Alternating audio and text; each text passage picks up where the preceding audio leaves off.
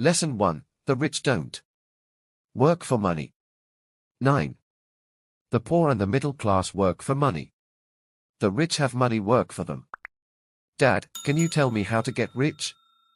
My dad put down the evening paper. Why do you want to get rich, son? Because today Jimmy's mom drove up in their new Cadillac, and they were going to their beach house for the weekend. He took 3 of his friends, but Mike and I weren't invited. They told us we weren't invited because we were poor kids. They did? My dad asked incredulously. Yeah, they did, I replied in a hurt tone.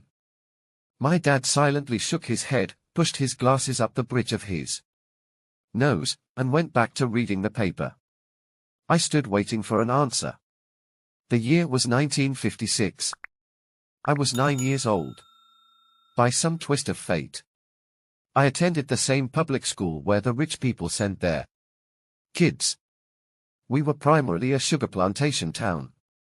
The managers of the plantation and the other affluent people, such as doctors, business owners, and bankers, sent their children to this elementary school. After grade 6, their children were generally sent off to private schools. Because my family lived on one side of the street, I went to this school. Had I lived on the other side of the street, I would have gone to a different school with kids from families more like mine.